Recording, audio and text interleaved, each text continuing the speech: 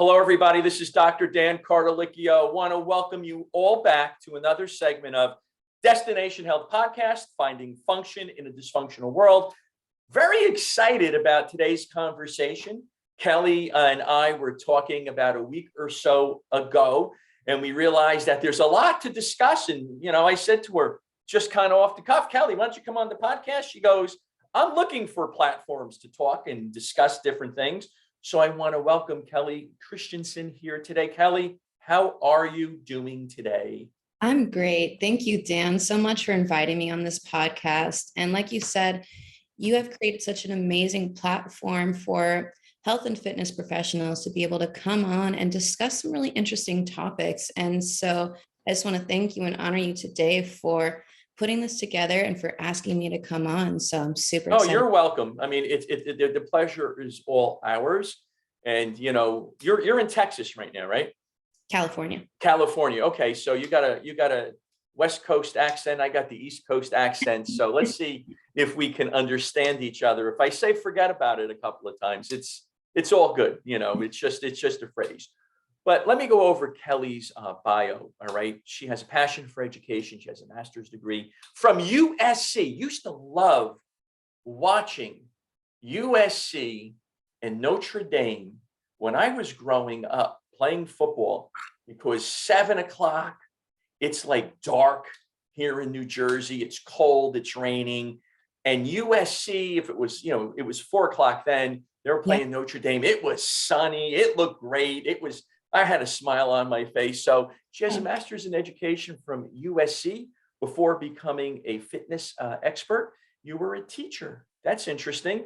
During her studies, she dived deep into understanding psychology, especially youth psychology, interested in looking at factors that affect decisions and making habits. While looking at this, she wanted to have a greater understanding how to help children and adults achieve peak performance. Wow, that's great. In many aspects of life, from the classroom to performance in sports. That's missing today. I think that's our first question. Yeah. Some of your career highlights, you ran the elementary homeschool division, managed over 1,000 students in a large-scale summer program. You did that. Then you got into fitness, right? And you competed national stage this past summer. USA's Wellness Bodybuilder, placing top 5. Is that your first one? Is that your first show? My first nationals. Yeah. That's your first wow.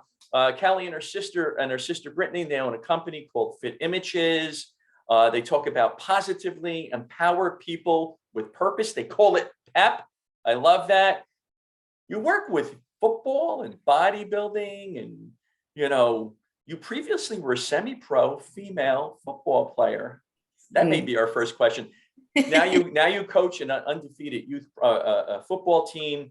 Discipline. This is great. This is right up our alley. Kelly, let's just get right into this now. All right. I love, and I think what's missing today, okay, is that scholar type athlete. I said to my son, he's 14, as you know, and I said, you got 2 things that you got to worry about in life right now: school and sports. And I think that that's important, because I think it will, listen, it's a cliche, builds character. Yeah. You overcome, I love that. What was that brought you to that point? So my sister is such a major influence in my life, and a lot of my background and my childhood is an influence in my life as well. And that's why anything to do with children really just fascinates me, because my childhood greatly impacted who I am as an adult today. And growing up, watching my older sister just have this constant determination for bettering herself, bettering her mindset, her body, her nutrition, and having the honor to watch someone who just constantly seeks better in life really impacted me and my childhood too. I went to a very good school in Australia, even though I live in America. I'm half and half. And the school was the same way. It was back then constantly seeking how to be better, how to build athletes, how to build, not only intelligent children, but wise children as well. And I was just so taken in by all of these opportunities that I had. And I'm like, I want to share that with children to be able to impact them so that we molding other leaders, whatever industry that they go in. Sports, I think, is really a pillar that builds children into really great decision makers, because if we're able to influence them in childhood in sports and say, hey, there's dedication, determination, will, and to be able to pick yourself up, maybe you're losing in the game. And how do we overcome that? As coaches, how do we implement a mindset in them that allows them to overcome something really difficult? Hey, we're losing, we're behind. How do we come back from that stronger? And what do we need to do to be able to get the win, or even just come out of it with a positive mindset? And so that's really the type of mentality that I infuse in everything that I do, whether it's teaching or coaching, or even working with adults. Through our fitness app, we do specifically transformation in our app. So, yeah. I love this because I think this is something that kids do not have today. When we were growing up, we had this today. We had to use our prefrontal cortex. You want to talk about psychology, or that's our executive functioning, our decision-making skills. A lot of kids today don't have that. They would rather sit in front of a gaming type situation, and as opposed to going out and figuring stuff out, whatever that is. And I think that sports offers that a lot, and I think that school offers that a lot. And the kids today, and I'm going to go up to 29 years old, I may get a lot of flack from this, but that's okay. Because you know what, we're going to be honest today, right? We're going to speak what we believe to be the truth. A lot of these younger generation, they don't know what they don't know, and it's very difficult. I love my niece, Kelly. I love all my nieces to pieces, right? I mean, they're just great kids. And one of my nieces, I won't mention her name because she always gets upset when I mention her name, but she's making decisions that are not in her best interest in her life. And, she said to me the other, not too long ago, I want to meet a nice guy. He said, you got to change yourself.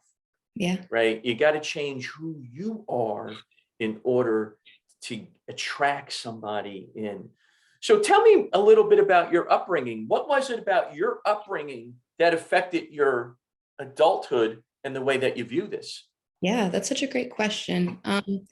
So I would say I grew up in the very quintessential white stereotypical household. My dad was a successful businessman who provided, very, very well for our family. The white picket fence lifestyle. And my mom was a full-time stay-at-home mom who did an amazing job of raising the three of us. I'm the youngest of three. And we grew up around other families who had the same values. And so being able to grow up in a very stable environment with a very loving mother and father who they never fought in front of us. I don't know if they ever fought. My mom said they never even fought. So communication was really good in our household. And that's something that I feel like I'm very good at. I feel like I'm an effective communicator because of their communication style. My parents would rarely drink. If it was in a social setting, and it was in a appropriate amount, like a glass of wine with dinner. Glass of wine or two, and you're good to go. Right. Yeah, exactly. And so watching my parents' habits be healthy for what they knew back then, I would say there was some foods that they fed me back then that I know my body can't digest now, but that has nothing to do with them. It's just that was the education back then. Like in Australia, we had white bread. That's what everyone ate. Everybody in America, there was the same thing. I mean, it was white bread. You had. I mean, for me, being an Italian American, it was like, you had salami and prosciutto, provolone, and you put that on bread. Exactly. And so that's what we knew. When we were growing up. Obviously now we have different, we're educated differently. Some people, we have more options too. We just didn't have options back then. But for, during my childhood period of time, They set great habits. My dad was, when he came home from work, he came home from work. He did Mhm. not bring work home with him. He was present and available. And Mhm. I honor him for that, because a reason why I coach too is because my dad always coached us as well. Mhm. And we had amazing opportunities at our school to participate in sports. And so it was really, like I said, a lot of the habits that my parents modeled as a child really influenced who I am as an adult. And am I a perfect adult? No. I also went through a lot of trials and tribulations, figuring out things, making mistakes. Mhm. Um, but it was because I had some foundation to fall back on that I was able to make it through the trials and Mhm. tribulations that I went through, and come out even stronger, and actually use Mhm. those trials and tribulations to make me a better person. That's right. So it's helped me form a greater perspective on life and understand people who might not have had this solid foundation like that I had, Mhm. and understand them from a different perspective, because I went through some things that, I could have avoided, but What you know, were what were what were a couple of the things that you could have avoided, Kelly, when you were growing up, if you don't well, mind yeah. sharing with us? Oh, absolutely. So kind of like how you were talking about your niece. Hey, I want to find a really good man. I want to find a really good relationship. And so I went through a period of time when I was younger that my dad got Parkinson's. Mhm. And that really kind of rattled my identity, because I Mhm. had a very stable father. And then finding out that he has Parkinson's and not understanding what that means, um, I withdrew myself, because I was thinking, okay, I'm going to lose him eventually. I don't know what that means, but I know I'm going to lose him because he has a disease that's not curable. And so then I inadvertently formed a different perception of Mhm. men. Men are something that I can lose. Right. And when you're young and you're not having someone help you understand Mhm. a major thing, it can kind of send you into this spiral effect. Mhm. Previously to that, we had just moved to America. Mhm. So I was already going through some identity things, like I'm Sure. Australian. Okay, now I'm American. What does it mean to be American? Mhm. And then I'm dealing with what my father, and then I also, after that, because I was looking for a father figure, I had gotten myself in a position where I was raped by an older man. And Mm. in his 20s, not like significantly older, but Mhm. anyway, Something happened that should have never happened. That's what we're, and yeah. thank you very much for being vulnerable, because for those of everybody listening here, you see the patterns when we have guests on. They lost their way a little bit, and if you're a child, excuse me one second, Kelly, I think this is important to say. If you're somebody who's lost their way, reach out to somebody in the family. Don't wait until it's too late, because Yeah. something may happen that you don't want to happen, and now it's going to affect you, right? Mm, Because now you have to overcome. I'm sorry, Kelly, go ahead. yeah. No, 100%. And you're right. And I think it's really hard because, I had to take a step back as an adult now and understand the 13-year-old me that Mhm. happened to. And I think that's really important for people to go back to, Mhm. maybe one, two, three, four traumatic events. Maybe it's a whole childhood of traumatic events that have happened.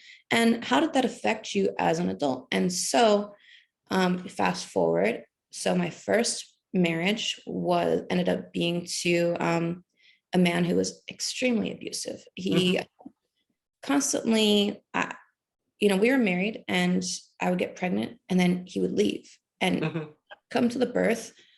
I'm a 22-year-old mother Mhm. who, one, has never been a mother before. Mhm. Two, Mhm. now Sure. I'm married, but I'm a single mother. So I'm trying Mhm. to figure out how to do this. I don't Mhm. know. I'm very young. Mhm. And, you know, two more times now, I have three kids. Every single time he would come back, and, we would try to reconcile, Mhm. Mhm. not show up to the birth, all those things. And so I'm now 26, fast forward, three kids, just divorced. And I'm like, what am I doing with my life? I went through a crazy traumatic experience with him of violence, of emotional abuse. And it really tore down my self-confidence, my sense of being, my identity even more, my understanding of men. I'm still trying to understand that because my dad's now even sicker. He's still alive with Parkinson. And then after I'm divorced, 2 years later, I meet a man who's even more abusive because I healed from that first event. From that particular situation that happened at a very tender age, 13 years old. Oh my goodness, right? I mean, that's just out of control. And the other thing I want to bring up for all of the listeners here, Kelly is telling us that she had this great upbringing, right? And stuff can happen anywhere at any given time. Yeah. That's the point. And you can overcome this because Kelly has. And what's going to happen is you don't have to. I was brought up in Newark, New Jersey. It was an inner city type of a thing. It was a totally different. It was during the 60s. It was crazy. It was crazy. Social unrest, riots were going on.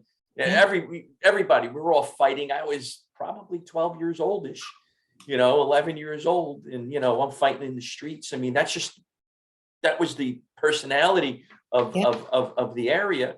So Kelly and I had different backgrounds, but we got to the same place, right? We got to the same place. Mistakes, but we were able to come to the same place. Yeah. And no matter who you are, those decisions that you make in life can really be poor, but they're your own. Yeah. And that second wind, once it comes in, oh boy, it can really propel you, right, Kelly? Oh, 100%. And so here's the thing, and what you spoke on is so true, that quite honestly, it does not matter your upbringing and where you come from, because we all can overcome. However, just like it's our choice to make mistakes, it's also our choice to change our life as well. That's right. In that moment in time, you made a mistake. You can, in that moment of time, make a better decision. Yeah. And it just takes your life in a different direction. I love that. That's really good. 100%. And a lot of people who don't necessarily know the intimacy of my story and the things that I've been through, and really how bad it got for me and my children. Like, Mom, I'm just spiraling. And I know myself. I know the confidence that I have. I know the light that I bring. And I know I'm a completely different person from then.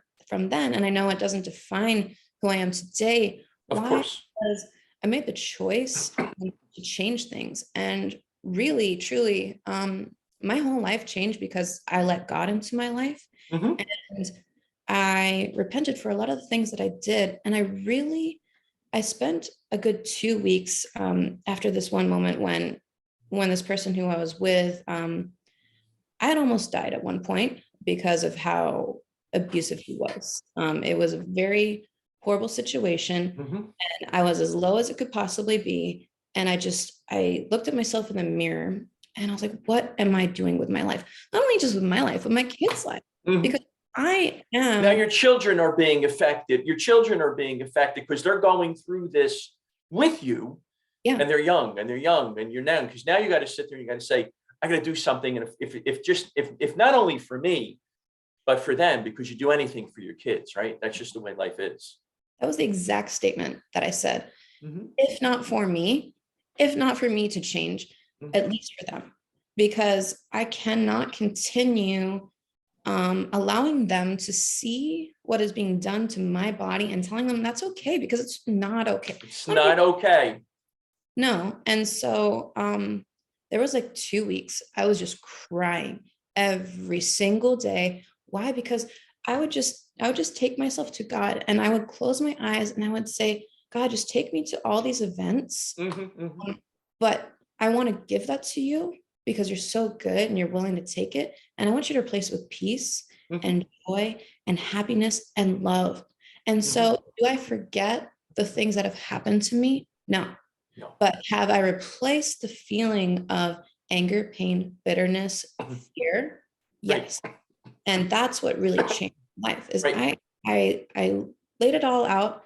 I cried. I worked through it with God. And it was an instant transformation for me to where now I can remember those events and not be traumatized by it. Mm-hmm. And I have genuine joy and peace. And I go, you know what? Those experiences have built me to be a warrior, a fighter, a leader. You have grit, girl, right? Yeah. Yeah, you have grit. You are not only are you a survivor, but you're a thriver. It's Yeah. just not about surviving, because we can all just survive day to day. You were surviving back then, but Yeah.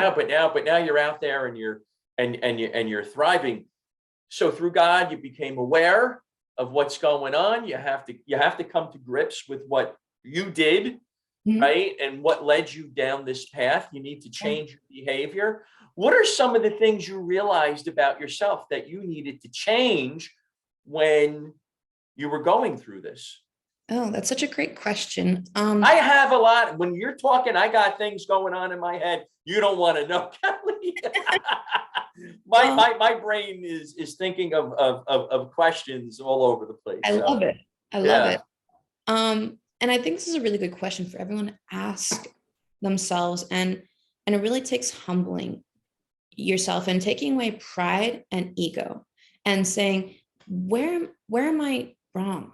Is my way the right way? Um, are the decisions that I'm making leading to fruit, or is it leading to a path of destruction? And so then we have to look at the patterns of behavior. And this is why I'm so interested in it. And where does that stem from? And a lot of it really stems from our childhood. And so really Mhm. look at like, where did this start? And so that's why I'm able to give you that answer, because Mhm. I've been through that discovery of Mhm. going, oh, I lost my identity at a point in time. And as a child, it's really hard to say to a parent or a mentor, hey, I'm 12 and I've realized I've lost my identity. Can you help me find Yeah, it? because at that age, you're not understanding what that is. No. You don't understand. But what you went through, boy, are you going to, boy, are you going to understand more about life and so forth and so on. Yeah. And I'm so thankful actually that I went through these things and I've overcome it, because as a mother, I'm able to lead my children in ways that is even greater than my parents. And I think that's a hope and a prayer for every parent, is that their children become better than them, and then their grandchildren become better than them, or their children and their children's children become better and better and better. And so now I'm able to help my children identify. And that's a really key word for me. I think just identifying things, identify where their source of, maybe they're feeling upset about something. Hey, where is that source coming from? Okay. And like, let's actually hit the nail on the head with that, and over and discuss it and give it to God and pray on it. And then now we're moving on. So I don't let my kids sit in anger, fear, bitterness, sadness, or any path of destruction for Mhm. too long, because we work on saying, hey, I'm feeling this way because, Mhm. my brother said this, or because someone at school said that, or because, Mhm. I really miss, my father's passed away now. And that's still a topic for my daughter. Oh, I miss Papa. Well, Mhm. why do you miss Papa?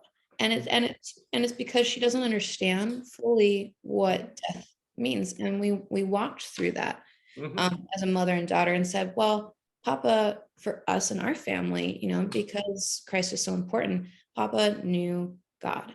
And so Mhm. he's in heaven and he's actually not dead. He has an eternal life and he is with you always. And so Mhm. as we walked through that, there was this sense of peace, joy, calmness, and happiness that came over her. Mhm. And it lasted 2 seconds of sadness, Mhm. and being able to identify that feeling. Mhm. And we were able to not move on, but move forward. Mhm. I'm Right. not going to let her cry and wallow all day long, because it's not good for her. It's not good for anyone to really sit there, because you just get into a deeper spot and you start spiraling. Boy, when you're talking, I have so many questions and I have so many comments that I want to make. And geez, I mean, my ADHD is kicking in right now. I don't know where to go, to be honest with you, Kelly. because, hey, listen, I'm just going to go here. Each generation's supposed to be better than the prior generation. That's a very immigrant type of a thing here in America. That's the American dream. Every generation is better than the one before. I come from an immigrant family, so that was extremely important. That's where I got initially it was my rock, because if you didn't do well in school, why? They wanted to know why. Were you goofing around? You weren't doing what you're supposed to be doing. They didn't come here, and I heard this so much when I was growing up. We didn't come here for you to be a loser or for you to be whatever. I can't say the words that they used on the podcast, but you can figure it out. Yeah. So each generation is supposed to be the next. And I say this to my son all the time. I say it to my son all the time. So I think that's important. The second thing I thought of is Winston Churchill when you were talking, believe it or not, because Winston Churchill said, when you're going through hell, keep walking. Yeah. Keep going, because if not, you're going to sit there in hell and you don't want to be there. So kudos to you for helping your children out. And I don't view you as a helicopter parent. Like I don't view myself as we're always there, but we're engaged, right? Yeah. We're engaged. We have a vested interest in who they are and who they're going to become, because you can't leave a 12, 13, 14, 15-year-old to their own accord, because it's just because they need, in my very humble opinion, and I may get flack for this, they need a parent, or they need some discipline. They need to know that we're there for them. Well, you're 100% right with that. And well, some woman thinks I'm 100% right. Oh my goodness, this is like the best thing for men across the world here. Well, and so, but that's a good thing to talk about, though, because what is being attacked today? The nuclear family and men. And I think those are two really good topics to address, because one, I don't think that anyone necessarily should feel attacked, particularly the family, but particularly the man as well. And I honor my husband very much, because he is an amazing man, and he honors you equally back, right? So it's not like it's just that there's this unilateral thing going on. That's what you're supposed to do. 100%. And because we have an honoring and respectful marriage, then we are a blended family, but we're recreating things that our kids should have had from the beginning. And that's because I honor him as the head of the household, because that's the structure of a nuclear family. But he honors me by respecting my voice and my wisdom. And there's things that men provide, and there's things that women provide. And if we operate in that, then we have a very strong family. And if you ever met my husband, and maybe in your brief time of talking to me, there's strength that comes from our family. Why? Because we operate with honor and respect. And so he provides, he protects, and he keeps us safe. And he honors me and covers me. And because of that covering, I'm able to operate fully as a woman of strength. And having him as the authority of the household does not make me any less. It actually gives me a full covering to be able to, like I said, be strong and lead and do all the things that I was intended to do, because I think when women try to take too much and try to do everything on their own, it's really overwhelming. I've been there, not because of choice, because of force, because I was left. Listen, anybody trying to do everything all at once, it just becomes really overwhelming. You're going to go through burnout, right? And you're teaching your kids burnout, right, Kelly? I mean, that's just normal, as my nephews today, Uncle Dan, it's regular. I don't know what that means, but I think it kind of means it's normal, So I just think it's regular. I mean, people, you can't do it all. And I love the way that you're approaching everything right now, because it's working, and it's helping out your kids, and it's Oh, yeah. helping you out, and your husband out, right? And we have a very independent family. So I have a 6, 8, 9, and 13-year-old. And so many people say to me, because I will post about the chores my kids do, or post that my kids are making their own lunch or their own breakfast or making their bed. My 6-year-old does the laundry. He makes his own breakfast. He can make his own lunch and make his own dinner. He makes his bed. Now, does this happen all the time? And is it perfect? And if I showed you my house right now, would it be a pillar of perfection and cleanliness? No. But my children are capable of doing these things. Why? Because it's a standard in our household. I love this. This is great. This is simple stuff that is so important. And if you remember, there was the what is it? I think McLaren he was a Navy SEAL. He said, you start your day by making your bed, Yes. no matter who you are, because that's the first victory of the day. What's the second victory of the day? What's the third victory of the day? Admiral McLaren, right? Because he had that. And I have my son listening to that. And my son makes his own food. My son makes his bed. Not every day, Cal, right? I mean, come on. No one's Not every, he's 14, but not Yes. every day. But they're learning personal responsibility. Yes. Oh, I got to write this down, because as you notice, if I'm looking down, I'm just writing down so you could what we're saying, for the show notes. So personal responsibility, and I think this is a core value that a lot of children may not have, because you can look at individuals and you can say, well, they've been given everything and they have no responsibility. And how many times do you hear that individual doesn't turn out right? Oh, yeah. My son, 3 tests today, hockey tournament over the weekend. It's your responsibility, son. Yeah. Right? So you can go out and run around the hotel, but you're 14 years old and you're playing tier 1 level, hockey, AAA. That's not what tier 1 level AAA hockey players present, because in the hotel, none of the kids were doing that. As a matter of fact, there was a study hall in one of the rooms. As a matter of fact, there was a study area in the area by the lunch area where they were studying. So my son said, can I go down? I said, listen, if you don't do well, you can never go again, but I'm going to give you that leeway. You're going to make a decision. And now you got to perform today. So he studied on the way back. He was done by about 8:00 last night. I said, you're done? I thought you'd be up to midnight tonight. He goes, no, I'm good. He goes, I think I'm really good. He said, I'm ready. I'm ready to go. I'm tired. I had a long weekend playing hockey. I want to get to bed, and I want to rest my body and my mind. And I said, okay, let's see how you perform. And he's in his first year in high school. He's going to a private school.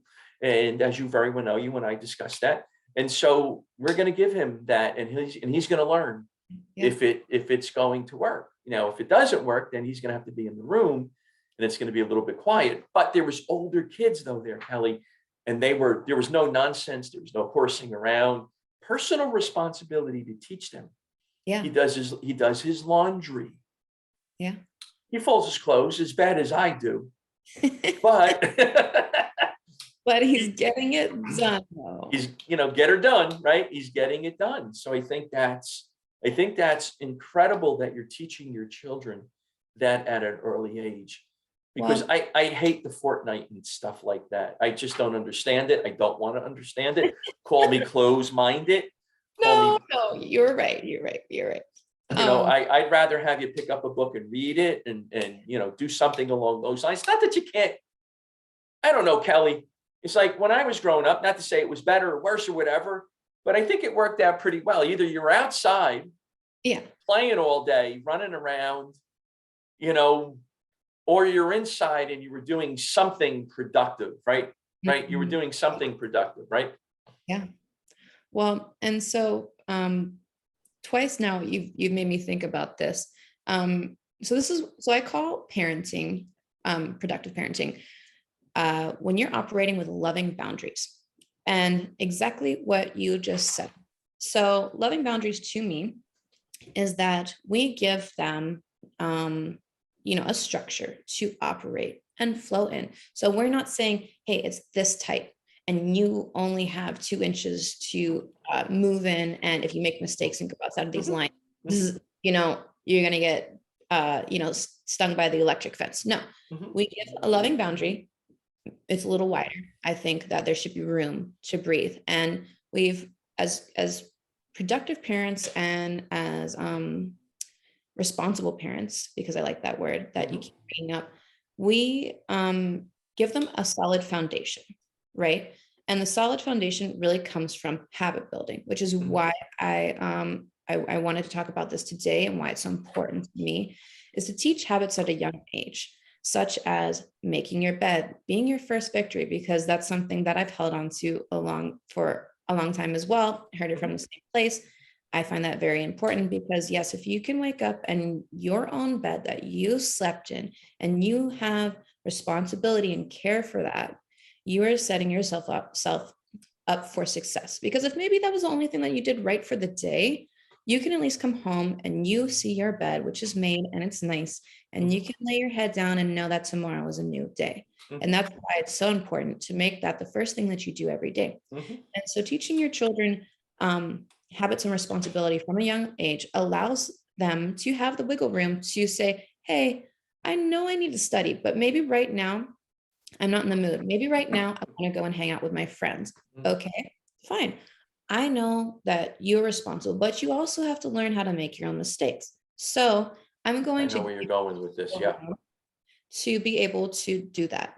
And you're going to discover for yourself, hey, maybe I've had enough time. And so you make that decision like, I need to study now, but I got Mhm. a little bit of a break. Maybe you take it a little bit too far, you fail your test, and you go, oh, I'm going to put that in the bucket of Mhm. things that didn't work out Didn't so, work out. Right. but that's okay. Did your life crumble? No, because you're still operating in those boundaries. I Mhm. still love you. You Mhm. understood because you learned, because I've taught you with habits and behavior that A did not lead to Right. the B that I was intending. And so next time I'm going to say no to that because it ended up with a bad result. I learned that for myself. Mhm. And as parents, we want them to make mistakes, but we want them to learn from those They mistakes. must learn from those mistakes. It's the mistakes that keep happening, those bad habits that keep happening that create Mm, issues later on in life. And I had a heart to heart with my son now that you're saying this. And what I'm thinking of right now is, even my mother said to me, and she passed away in June. And she said to me, she used to call me Danny. She said, Danny, she said, he's not you. mm. I said, what do you mean? He's not you. All right. So when you were in high school and college, you were a machine. You studied. My brakes were working out. I have this little 110-pound weight set when I was in high school. And then in college, you go to the school gym or something like that. You spend an hour, doing, moving some weights, and you feel better. I mean, you feel energized. You go back, it clears your mind. You go for a run, go for a walk, or whatever the case may be. We had a dog, play with the dog, something different than, taking drugs or whatever it is. Yeah, yeah. Let's put that on the table too. And so, he does it differently. And I said to him, okay, you are going to do it differently, but you got to find your way. Yeah. We got to discuss that. You know, During this time, his way initially was 3 hours on the gaming boards, and he said, no, no, that's intolerable. That's Yeah. intolerable. I said, that's just not, whatever. So, he failed a couple of tests and then he bounces back and so forth. But he figured out what works for him, going for a run, which is good. It's healthy. He Mm, goes, I'm going to take a break, Dad, or I'm going to take the dogs for a walk. We got two small cockapoos. He takes them and, or he plays with them. So he's doing same and similar probably to what you and I did, but a little bit different because he's an individual yeah. that does that. He came back from a weekend of playing hockey in Pittsburgh, and he wasn't happy with his performance. And I said, let me make a recommendation. Why don't you go move some iron? Let's go to the gym Yeah. Sunday. it closes in 2 hours. We can get a great workout in an hour and a half. Let's go move. Oh, no. 20 minutes later, we went and he looked at me and he goes, wow, this was great. I said, it's better than taking it out on yourself. Go Yeah. take it out on the weights that you Yeah. had, that you didn't have such a great weekend. And, it makes you better. So I love these positive habit forming situations for children. I Mhm. love this because I think that is a huge aspect of what's missing today. Is that where when you talk about positively empower people with purpose, is this what you're talking about? Yeah. So, my sister and I, you could basically label us as personal trainers or coaches. Mhm, That's to me, and not undermining that, but we do much more. mhm, We are transformation coaches. Why? And I can give you so many good examples of why that word is really important because anyone can go to the gym and lift weights. Anyone can try a nutrition plan and mhm, have some success. But what's going to get you the long-term results is the transformation. And where does that mhm, come from? That comes from what you put into your mind mhm, and how you transform there. And so her and I really focus on what are the things that have stopped you in the past from achieving the goal you still might want today. mhm, Because I think we all have health and fitness goals. And we maybe have tried many, many times to achieve those through different diets, coaches, trainers, YouTube things, all these facts. We've seen a million different things. Why have you not stuck with it? mhm, And what is the missing hole? mhm, What is missing right there that mhm, will take you from a want and desire and a goal to actually achieving it. Okay, mhm, so there's that gap, right? And so really taking people and understanding where that stems from mhm, is what's going to create that ultimate transformation. And we mhm, have had clients who have been with people in the past who have, like I said, tried a million things. And we have sat down and had very hard conversations with them. And we have gotten that breakthrough. And it doesn't work 100% of the time. Why? Because some people are not ready. And that's really where it comes down to. You have to be ready You for sound like me here in New Jersey. We're opposite ends of the coast.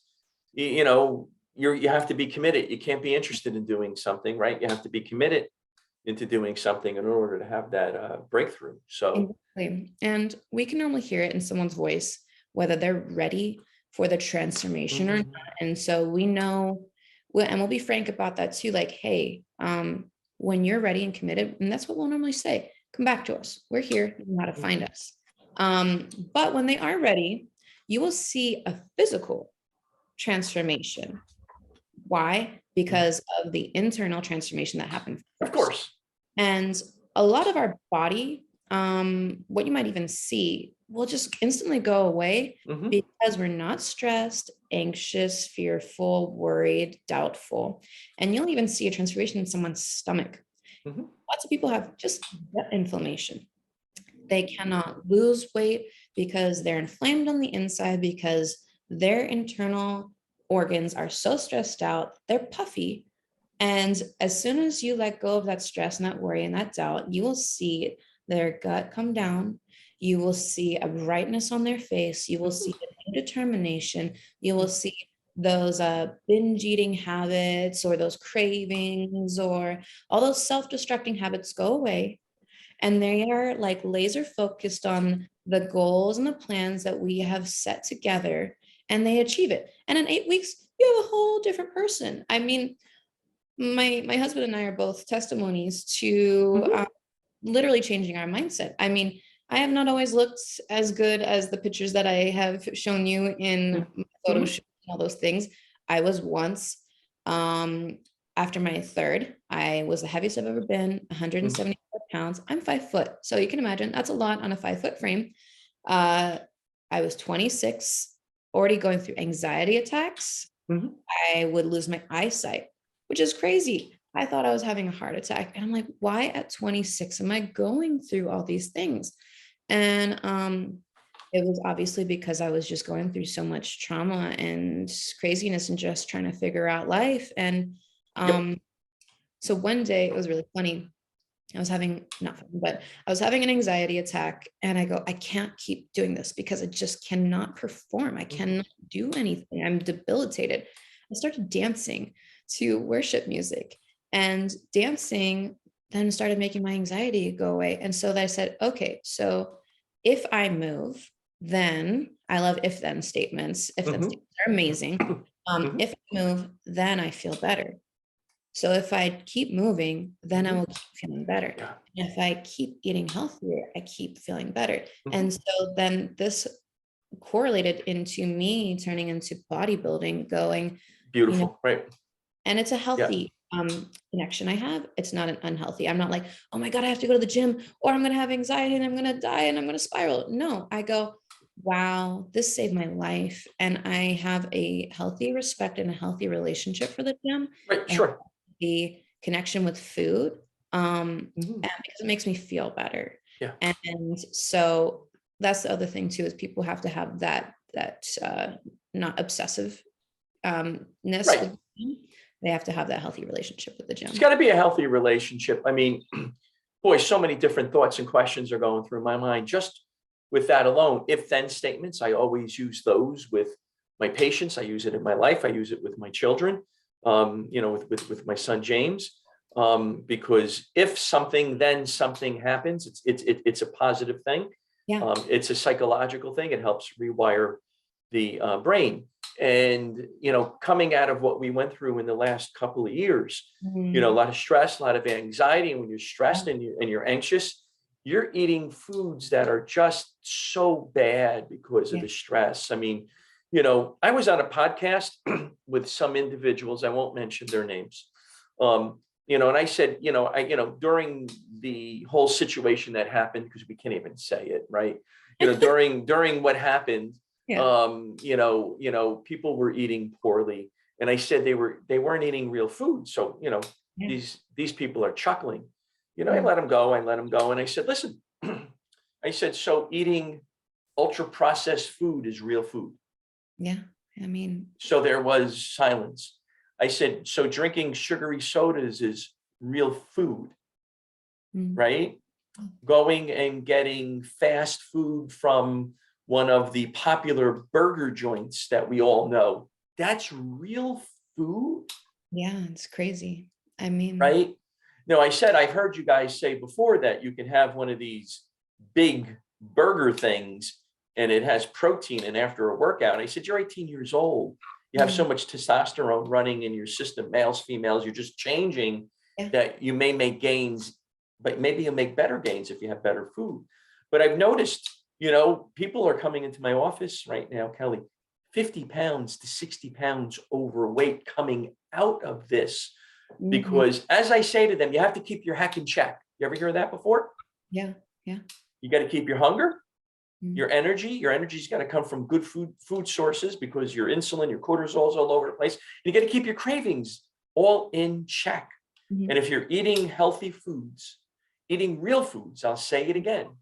What's a real food to me? I don't know. You're buying organic apples if that's what you want to do. Are you buying fresh caught fish with high in omega-3 fatty acids that are anti-inflammatory, help bringing it down? If you're having a piece of meat, are you having grass-fed or grain-fed, right? What is it that you're doing? Do you respect your body? I have a friend that worked in a health food store, and he's a really good friend of mine, having eye surgeries because just drinking these energy drinks so much while he's at the store, sugar, he's developed diabetes. Well, I said to him, what are you doing? Yeah. You got to respect yourself and your body, whatever that means. And, listen, my son yesterday came back from Boston. We're on the road, right? Am I finding the most healthy meal of all time? I'm tired. I'm in traffic, Kelly. I have a 5-hour ride that should take 3.5 hours to my house in New Jersey, 4 hours, 5+ hours, so we stopped off at one of the stops. There was nothing that was there. He's hangry, right? So I said, listen, buddy, this is what you're going to do. Here's a couple of bucks. Go get a couple of slices. Get a water, please. Get a water, please. You know, get yourself 2 or 3 waters, get yourself a couple of slices. So he got himself a couple of slices of pizza, and he got himself 3 waters until we got home, until there was food that was prepared already that is much better for you. And it doesn't work out all the time. And sometimes we're able to meal prep and take it with us, and sometimes we're not. It depends. But it was okay. I mean, he fell asleep because he was so, all of the fat, the sugar, all of that stuff. He just wasn't feeling well. He got up a half an hour later. He felt better. But you got to respect yourself when it comes to this. I think we're going to call this the Respect Yourself podcast. Yeah. Well, and it's so good. And so you bring up some really key points. And one is that access to education and getting educated on how to feed your body is so important. And the unfortunate part is that the average American does not have, they have access to the education, but they're not presented with the education. And so even down to our school systems, the food pyramid that's presented to children would not be something that I agree with. I'm sure you also don't agree with it as well. And so this is their brief form of education onto what healthy food is. And what's on that chart is just mainstream foods that they want children to consume because it's cheap and it's profits big businesses. Okay. And that's being frank. And anyone who wants to have further discussion with me about the food pyramid that they present to children in schools. I think Callie and I would eviscerate you, but that's okay. We're not going to do that. We're going to motivate, educate, and inspire. Yes. And that's the point of this, is bringing forth education that is real, true, and raw.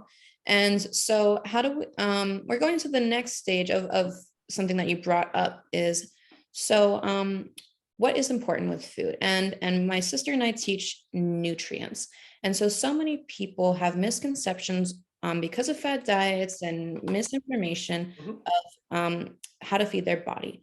And so we say you need to feed your body with nutrients. And what does that look like? Exactly what you just said. Organic, grass-fed from the earth. And it's not all this hippy dippy stuff. Okay, like people. I'm definitely not a tree hugger, and I'm not eating tree bark at night, everybody. It's not going into my salad. I'm just eating healthy to fuel my body. That's all I'm doing.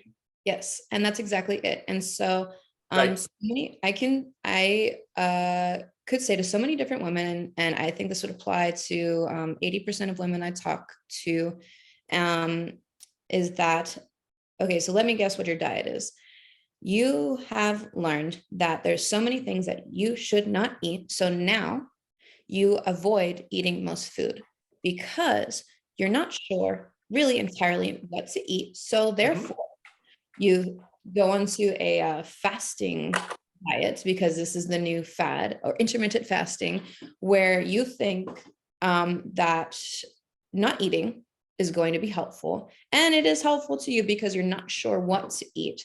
And then you eat maybe 1 or 2 meals, and it might be a salad, not nutrient dense. Maybe it's got some kale in it, but does it have protein in it? Maybe, maybe not.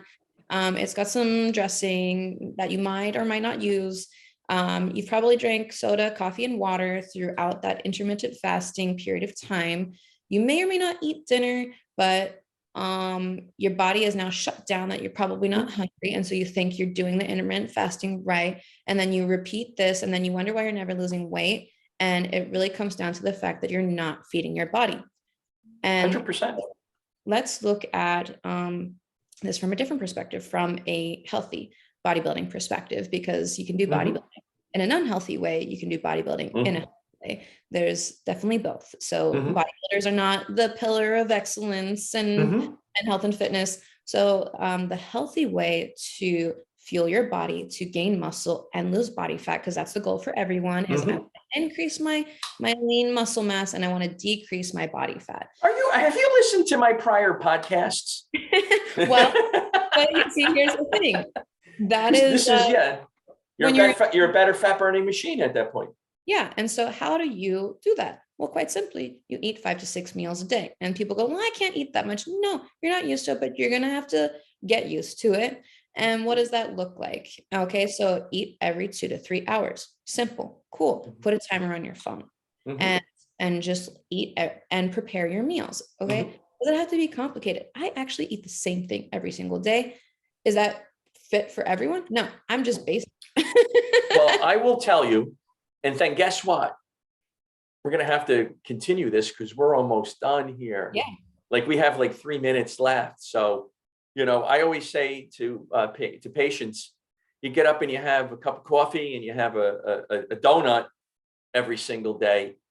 Why wouldn't you want to change it and do something different that's better for you Yeah. every single day?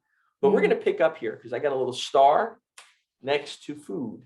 Yeah. Educate the public about healthy nutritional habits. This is where we're going to pick up from here. So this is going to be awesome. Kelly, we're done. At least for today. We're going to pick it up next week. So hang on, and we'll discuss you coming on next week if you're game, because this is a great conversation. How can people find you if they want to work with you? Where can they find you and your sister? Yeah, you can find us on Instagram under Kelly Nicole Fitness. And then you can also find my sister and our company at Fit Images LLC on Instagram and on Facebook. Awesome. I'm going to put that in the show notes. This is coming out tomorrow, I do believe. So, Kelly, it's been an honor and a pleasure meeting you. The Christensons are my new favorite people. So it's great. I want to thank you for coming on. And hang on, let's get another one in the books next week so we can finish this up. Let's go for a part 2. Want to thank everybody for listening to this. Please share it with family, friends, neighbors, coworkers, anybody that you think that could listen to this and get motivated, okay, and propel yourself to a better lifestyle. Kelly, thank you very much for coming on today. Thank you, Dan. It's been an honor. I want to thank everybody for listening. Live your best life. We're going to have Kelly on next week. So everybody have a great day. Take care now. Bye.